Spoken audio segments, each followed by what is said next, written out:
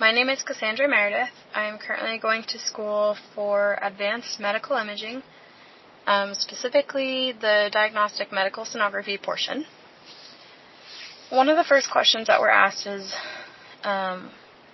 what facet of moral courage are we interested in, or what we'd like to go about with our project. So the facet of moral courage I am interested in is being able to speak up and advocate for my patients when it is needed, and being able to maintain professional boundaries when it comes to my scope of practice. Radiologic imaging plays a crucial role in diagnosing something for a patient, yet no system is safe from error. We all know that misdiagnoses and not being diagnosed isn't just in terms of imaging. You can go to the ER and have telltale signs of what they think is just anxiety because of someone's age, but it could be a heart attack, or symptoms that mimic other things, so you're underdiagnosed. A lot of people that have MS are frequently misdiagnosed, especially endometriosis. So whether it's imaging or just being seen by a medical professional, misdiagnoses unfortunately happen way too often. But the point of having medical imaging is to try and have like an actual background and proof as to, was this truly misdiagnosed, or like, is there something on this imaging that could be showing these patients symptoms? Unfortunately, like I said, it's not safe from error. There's still going to be things that radiologists might not see in the imaging when they interpret it, or things that they may undersee, or maybe even things that they may over-misdiagnose. So there's unfortunately a lot of room for error. Missed findings or misinterpretations can lead to a delayed treatment and a loss of trust in the healthcare system for patients. A lot of patients have a hard time with anxiety going to the doctor. I know many friends who have had a bad experience with the healthcare system, and so they completely avoid it until something is really, really wrong, which is, of course, not what we want to happen. So when a healthcare professional suspects that a radiologic imaging may have been misdiagnosed or that an important finding was overlooked, it creates an ethical and professional responsibility to act. So, for example, in hopes that I become a sonographer one day, if we're shown what to look for and to make sure that we're getting good pictures for the doctors to read and interpret. So in a sense, we're shown what to look for. In a portion, we know what we're seeing. That's the whole point in making sure we capture what the radiologists need to diagnose a patient potentially. And so if we see something and maybe the radiologist read it and they didn't see the same thing that maybe we were seeing, the sonographer taking the pictures, it's important that in a respectful way that we're able to have that form of communication and feel that we can discuss it with the radiologist and be like, hey, so what were you seeing with this imaging? I saw this, in some sense trying to figure out, is it something that maybe we just overlooked? Because, that's not necessarily our job, is to read. But there's still some things that, even if it's not in our scope of practice, we still can kind of read things. So that can be a very hard part, I feel, at least for me, in going into this career. That would be one of the hardest things. So the question that I chose to answer is, what is the best approach for advocating for patients if you feel something was misdiagnosed or missed when it comes to radiologic images? The background to my question and why I chose to answer it in this way, when it comes to radiologic imaging, it does play a critical role in diagnosis and treatment planning. Sometimes interpretation errors and misfindings can occur despite best practices. If I were to suspect that a radiologic image has been misread or that a significant finding was overlooked, the situation raises important ethical and professional questions. Patient safety, for one. Is this something that if we don't diagnose correctly the first time, that a patient could lose their life if it's like an aggressive cancer? or a blood clot, for example. Respect for someone's knowledge. The radiologist who's reading the imaging, for example. An avoidance of unnecessary harm must all be discussed and brought up carefully.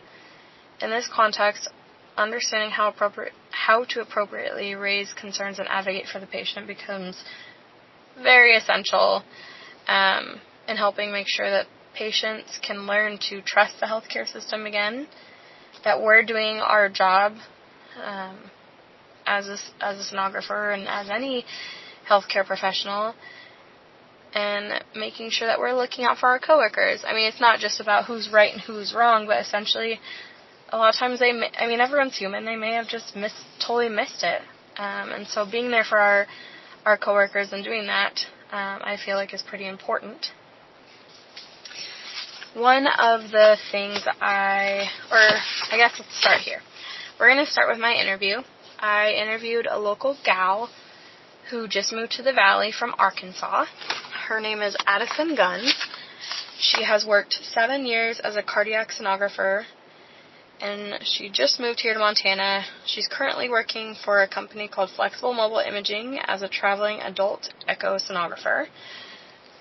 So that's super cool. It's actually the company that I'm hoping to someday work for, so it was fun to kind of stick within that company. So one of the first questions that I asked Addison was, how would you describe the role of a diagnostic sonographer in the overall patient care team? Her response was that sonographers are definitely like the eyes and ears of the doctors and of the radiologists who are interpreting it. She said that we are the people that go out and obviously obtain the imaging, but we are also the ones that spend a lot of time with the patients. She said, at least for echo, I'm in a room with a patient for 20 minutes to 45 minutes, depending on, if the patient is difficult to move or depending on the difficulty of the study. And she said a lot of times, sonographers act like a therapist to the patients, because while they're in there doing the study, they're in there for a while. So the patients are talking the whole time about what's going on and how they feel and all that type of stuff. So she said she feels that it is important to get a history on patients and ask questions to get to know their situation and why essentially the imaging study was ordered. She said, since you're there and going through all the imaging, it sometimes is easier to uncover things rather than just sitting face-to-face with the doctor and being like, okay, what's going on?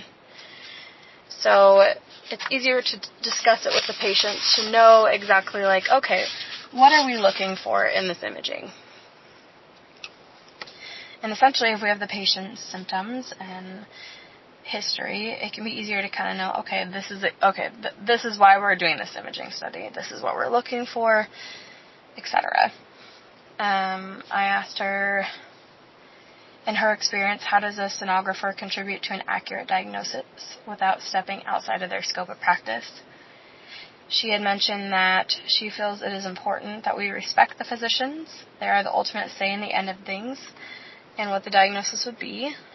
But adding on to what she had said earlier, they are the eyes and ears of the doctor, so it is important for them to obtain as many images as possible and ask the patient as much as we can and extract as much information from them as we can as we go, just to be able to provide as much information as possible so that the physicians can make a good decision on the diagnosis. The next question I had asked Addison was in regards to going more into the scope of practice and ethical things. What ethical responsibilities do you believe diagnostic sonographers have when it comes to patient advocacy? Her response was that what ethical responsibilities she feels is important is listening to the patient and show imaging, but also, like in our reports, include as much information as we can when we speak to the patient about how they're feeling and that kind of thing. She said that one was a little bit hard for her to kind of put into words as to what ethical responsibilities, but in turns, what she feels is advocating for the patient. making sure that things aren't overlooked, making sure she gets all the information as much as possible from the patient. Kind of touched on what the earlier questions was. And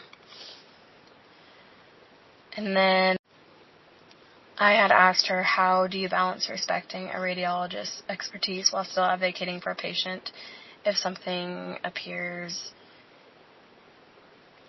funky or not right?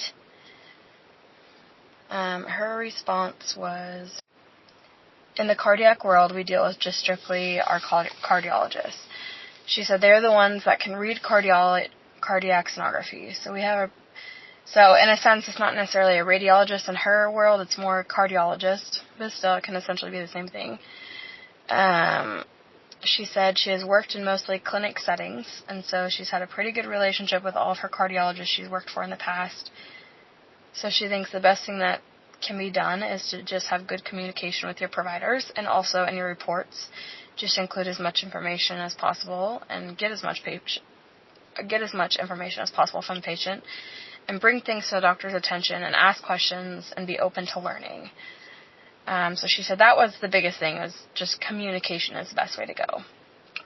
She had mentioned now that she is traveling, she's a traveling echosonographer, she said they have on-call providers now that read that stuff, or on-call radiologists, or cardiologists in her terms, or in her sense.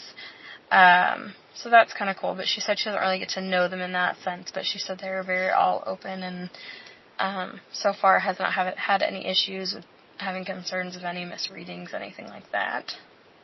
But everyone's human, so it unfortunately could happen, but as long as we use our voice, that's what's most important. The next question I had asked her was, in situations where a finding may be subtle, how do you ensure your imaging, labeling, measurements, and annotations clearly communicate your concern without making an actual diagnostic statement? As me and her had discussed earlier, which we didn't really go into much on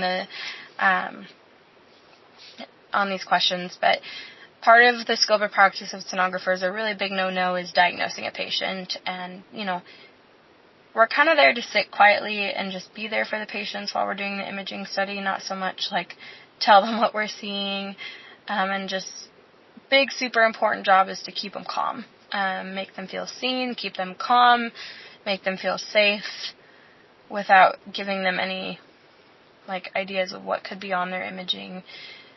So, big no-no is making a diagnostic statement.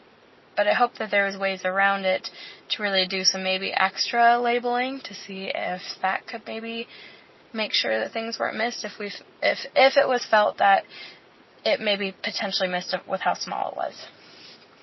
Her answer was, yeah, definitely, she does definitely take a lot of extra measurements. She said when you kind of go outside of the protocol a bit, you're taking a lot of extra pictures, zoomed in on one thing or whatever. She said that normally alarms her cardiologist or even radiologist and other medical imaging realms. She said, but it is important, she thinks, to label what you're seeing or put things in your notes in your report. And anytime she ever sees anything or anywhere that she may want extra worked, what they want us to do again is just go communicate with the provider after taking the images to make sure that they see what we're seeing and to make sure they see the concern. And if it's nothing, then it's nothing. So that was kind of her answer, was, making sure extra labeling, making sure you're taking as much images and details as possible in the imaging as you're doing it, and then go specifically talk to the provider itself. She said sometimes if they're not there, you can text them or call them or leave a voicemail. If it's a HIPAA compliant form, you can always leave them a voicemail or note on their desk or etc. There's multiple ways that she can communicate, but that was her biggest response to that. I asked, how do you differentiate between artifacts and true pathology when you're doing the imaging? She said that's a really big one, especially with her cardiac realm. She feels that it really is all she can really all she can speak to about it in regards to cardiac is they're always looking for blood clots or something like that, or vegetations. So she said there's several different things, like cardiac ultrasound specifically, that you can see some sort of artifact. But she said if it's not moving the patient's heart, or if there's some different types of things like that, of looking around it, like mirroring artifact and different things to look for there. She said sometimes your eyes can lie to you, so it's important to not always trust your eyes. So she said it's a pretty hard one, because it's really hard to know if you're seeing something or if it's just a weird way that it's angling. So she said the best thing that you can do is do it with contrast if you're really unsure. And she did something I was not aware of that they do, is a bubble study. So she said you can do contrast or bubble study, but the contrast, if you're ever concerned about seeing something on imaging that you, like no movement, or like she said mirroring, or, reflection, she recommended doing contrast just to double make sure. She said you can always ask the provider before you do it, make sure that you get that okay from the provider, that they agree. But she said most of the time she's never had a provider be like, oh no, you don't need to do that. She said they would much rather have more done to make sure that nothing is being overlooked rather than less. So that was pretty interesting to me. I had also asked her if a sonographer suspects a possible misdiagnosis or misfinding, what is the appropriate chain of command to follow. And of course that's going to be kind of different for everyone and where they're working and such.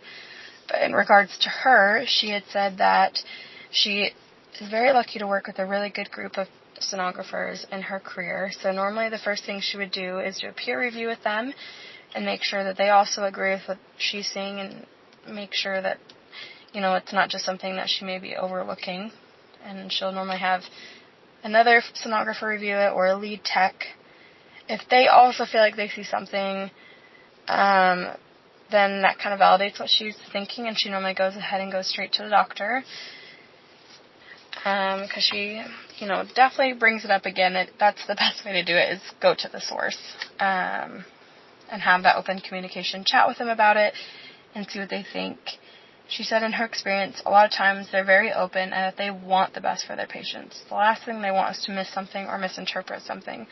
And so she said they're normally really open to that, and that's the best that she can do, because then if you ignore it, or if they ignore it and don't go speak with someone about it, there's something wrong, that can create a lot of issues for the patient, and no one wants that for anyone. So she just really recommended that open communication in a respectful way, having it confirmed by your team first, or an imaging tech, just to make sure that, before you go talk to the provider, if you're nervous, you have that specific advocation, or not advocation, but it's confirmed that what you feel like what you're seeing is concerning. One of the last questions that I'm going to kind of bring up what I talked to her about, that I thought was a pretty cool story by her. I asked her to share an example with me of when speaking up had helped improve a patient's outcome. She said that there is one example that pops into her head because it was so extreme for her, that this is something that, anybody, she's like, the radiologist would have, ultimately seen it, but it was crazy for her to see it in her career. She had a patient that had a blood clot, and it was very large in the left atrium. She was a brand new baby tech. So to her, she said that's still the craziest thing she's ever seen. She was very nervous going and talking to the provider because, again, she was new. So she was like, do I need to run out of the room right now? Like, this is pretty urgent. This is crazy. But she's like, you have to stay calm in those moments because you don't want to make the patient nervous or anything. So she said, I got a significant amount of images, and then I immediately went and talked to the doctor, and they were able to get her scheduled for surgery and all that kind of stuff, which, again, she had stated, I don't think that would have changed the patient's outcome because she has full confidence that the provider would have noticed it. But I think kind of trying to work with a sense of urgency was very important. Because sometimes those things can, some people may not have that knowledge to know it's urgent and not urgent, so it's very important, if you feel it is urgent, to immediately go to the providers. Don't just wait because you're nervous to talk to them. So yeah, that was pretty interesting. And she kind of went on to talk about that bubble study again and using contrast if there was any, things that would have been potentially that you feel may have been missed or anything like that. So that kind of concluded my interview. I learned a ton from her. Super interesting gal. I actually learned new things that I didn't realize that echo sonographers do. So I thoroughly enjoyed that interview. Another study that I kind of looked into is it's actually a study around local to me, or I guess more in the same state as me, Montana. I read an article that the FDA specifically had reported in November 2011 to 2013, so 2 years total, that patients who had mammograms from that time frame at Big Sky Diagnostic Clinic in Butte should be retested. Which is very concerning to hear after you've just had a mammogram, especially in the last, if it was in those last 2 years. As those are already kind of pretty intimidating for patients, and then to hear that and be like, oh my gosh, so they may have missed something. So from what I read, they were mentioning that the 3D machine that the Big Sky Diagnostic Clinic had been using, the accreditation was pulled because the machine was so old that the automatic breast compression portion was unreliable. But they kept using it anyway. So after reviewing a few after someone had decided to review a few of the mammograms that were done in that time frame, analysts ultimately found problems and reported it to the feds, meaning problems that were found on the imaging. Can you imagine not knowing that you've had breast cancer for potentially 2 years or 1 year or something concerning, and not knowing because you were told everything was fine? So I just wanted to share that study because I thought it would be interesting to find a local case kind of closer to me versus, the ones that are in the, all the big ones that are getting sued on and all that. So I thought that was pretty interesting and very scary and sad that even happened. So hopefully they got that taken care of, as that was, 13 years ago now. But I wanted to mention that. And then I also did, so I guess I should mention that I had read that article and that was done by NBC Montana regarding that diagnostic imaging, Big Sky Diagnostic Imaging concerns regarding their mammogram machine and all that. So, yeah. The next article I read was from the National Library of Medicine, and it said that 10 to 26% of medical errors are diagnostic errors, which could include misdiagnoses or misdiagnoses, and delayed in diagnosis. So that's kind of scary that 10 to 26% of medical errors are imaging errors. No one's perfect. People have bad days. But it is so, so, so important that we're having those people in the background double check us and hoping that we're going to take, it with a grain of salt and know that they're looking out for us by bringing up these concerns. I also find personal patient testimonials to be pretty interesting. As I like to, you always hear it from the news and whatnot, but it's pretty interesting to actually hear it come from a patient versus another source. So I'd gotten a few of them done a few people's testimonies on docpanel.com. One of them had stated, "My new wonderful neurologist sent me to an MS specialist who will continue to follow me for the rest of my life. I have symptoms of MS and some concerning areas in my brain, but I don't meet criteria for a formal diagnosis. Instead, I have been diagnosed with probable MS. I feel relieved that someone is finally hearing me and that they believe me and that I am sick and I and they actually want to help me get better. My hair is growing back, my skin is soft again, my waist is a little smaller, but the best gift so far has been liberation from my bed.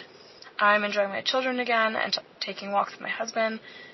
I'm still tired, I don't feel well often, but I am better, and now there's a light at the end of the tunnel.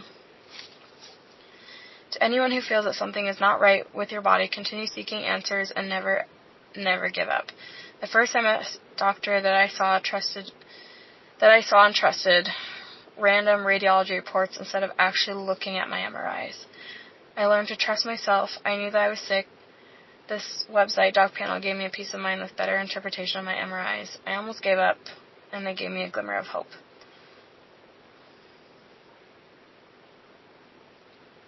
And it kind of goes into her story regarding that as well. And I think that was just one small testimony within all the other ones. But I thought that was pretty interesting.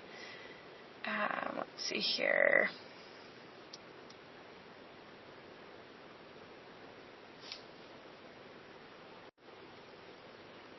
And actually, reading more of the article, they initially thought all of her symptoms were from end-stage Hashimoto's disease, and it turned out to be MS.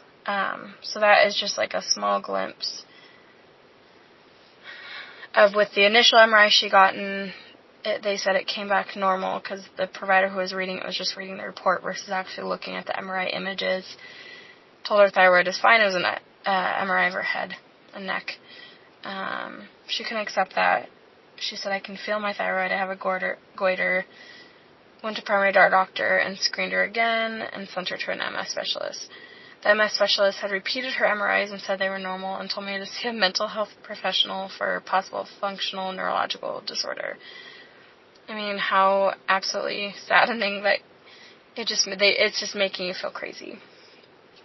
She said she had another neuroradiologist, Dr. David Weiner, review my MRIs. He found a small gray matter lesion and multiple white matter lesions. So she said, in total, my MRIs were not normal. She said, armed with the new information from my second opinion, I scheduled an appointment with an amazing neurologist, and they did the full thyroid panel and found out that I was profoundly hypothyroid because of end-stage Hashimoto's disease, and at that point my condition was quite severe. I was unable to get out of bed for more than an hour at that time. I was a prisoner to fatigue. The doctors told me I was not able to go around much longer if I didn't get that thyroid hormone in my system.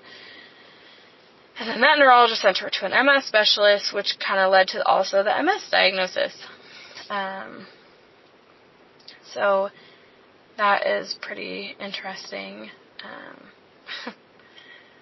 That how easy it is to, have an MRI misdiagnosed.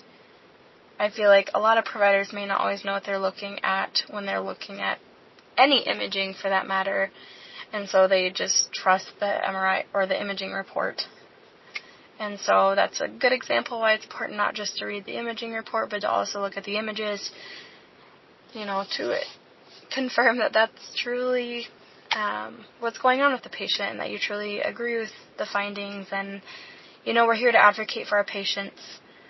So even if it means going that extra yard, I feel like it is very important.